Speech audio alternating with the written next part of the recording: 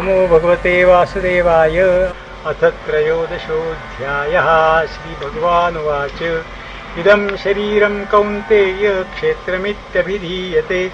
एतद्यो वेत्ति तं प्राहुः क्षेत्रज्ञ इति तद्विदः। क्षेत्रज्ञं चापि मां विद्धि सर्वक्षेत्रेषु भारत। क्षेत्रक्षेत्रज्ञयोर्ज्ञानं यत्तज्ज्ञानं मतं मम। तत्क्षेत्रं यच्च यादृक् यद्विकार्यतश्च यत् स च यो यत्प्रभावश्च तत्समासेन मे शृणु। ऋषिभिर्बहुधा गीतं छन्दोभिर्विविधैः पृथक् ब्रह्मसूत्रपदैश्चैव हेतुमद्भिर्निश्चितैः। महाभूतान्यहङ्कारो बुद्धिरव्यक्तमेव च इन्द्रियाणि दशैकं च पञ्चचेन्द्रियगोचराः। इच्छा द्वेषः सुखं दुःखं सङ्घातश्चेतना धृतिः। एतत्क्षेत्रं समासेन सविकारमुदाहृतम्। अमानित्वमदम्भित्वम् अहिंसा क्षान्तिरार्जवम् आचार्योपासनं शौचं स्थैर्यमात्मविनिग्रहः। इन्द्रियार्थेषु वैराग्यम् अनहङ्कार एव च जन्म मृत्युजरा व्याधि दुःखदोषानुदर्शनम्। असक्तिनरभिष्वङ्गः पुत्रदाराग्रहादिषु नित्यं च समचित्तत्वम् इष्टानिष्टोपपत्तिषु। मयि चानन्ययोगेन भक्तिरव्यभिचारिणी। रिक्तदेशसेवित्वम् अरितिर्जनसंसदि। अध्यात्मज्ञाननित्यत्वम् तत्त्वज्ञानार्थदर्शनम्। एतज्ज्ञानमिति प्रोक्तम् अज्ञानं यततोऽन्यथा। ज्ञेयं यत्तत् प्रवक्ष्यामि यज्ञात्वामृतमश्नुते। अनादिमत्परं ब्रह्म न सत्तन्नासदुच्यते। सर्वतः पाणिपादं तत् सर्वतोक्षिशिरोमुखम्। सर्वतः श्रुतिमल्लोके सर्वमावृत्य तिष्ठति।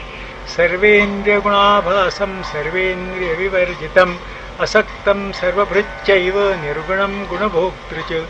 बहिरन्तश्च भूतानामचरं चरमेव च।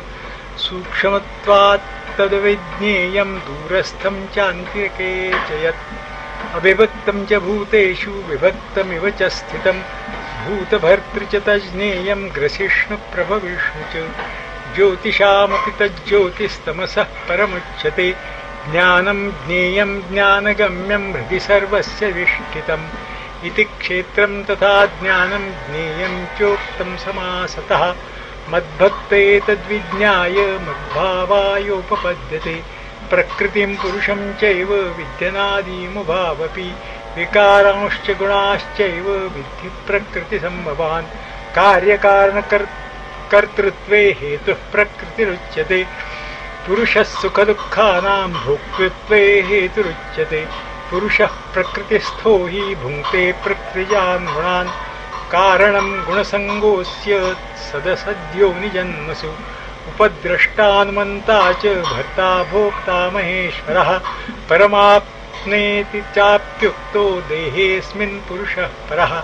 य एवं वेत्ति पुरुषं प्रकृतिं च गुणैः सह सर्वथा वर्तमानोऽपि न स भूयोऽभिजायते।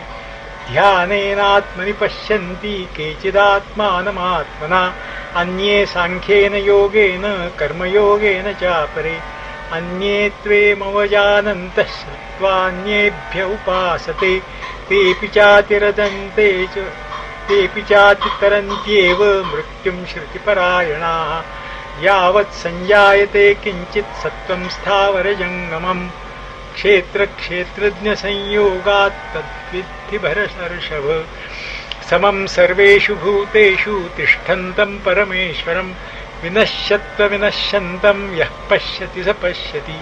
समं पश्यन्नि सर्वत्र समवस्थितमीश्वरं। न हि नस्त्यात्मनात्मानं ततो याति परां गतिम्। प्रकृत्यैव च कर्माणि क्रियमाणानि सर्वशः। यः पश्यति तथात्मानम् अकर्तारं स पश्यति।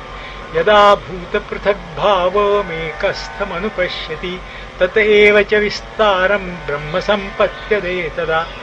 अनादित्वान्निर्गुणत्वात् परमात्मायमव्ययः। शरीरस्थोऽपि कौन्तेय न करोति न लिप्यते। यथा सर्वगतं सौक्ष्म्यादाकाशं नोपलिप्यते सर्वत्रावस्थितो देहे तथात्मा नोपलिप्यते यथा प्रकाशयत्येकः कृत्स्नं लोकमिमं रविः क्षेत्रं क्षेत्री तथा कृत्स्नं प्रकाशयति भारत क्षेत्रक्षेत्रज्ञयोरेवम् अन्तरं ज्ञानचक्षुषा भूतप्रकृतिमोक्षं च ये विदुर्यान्ति ते पराम्। ओम तत्सदिति श्रीमद्भगवद्गीतासु उपनिषत्सु ब्रह्मविद्यायां योगशास्त्रे श्रीकृष्णार्जुनसंवादे क्षेत्रक्षेत्रज्ञविभागयोगो नाम त्रयोदशोऽध्यायः।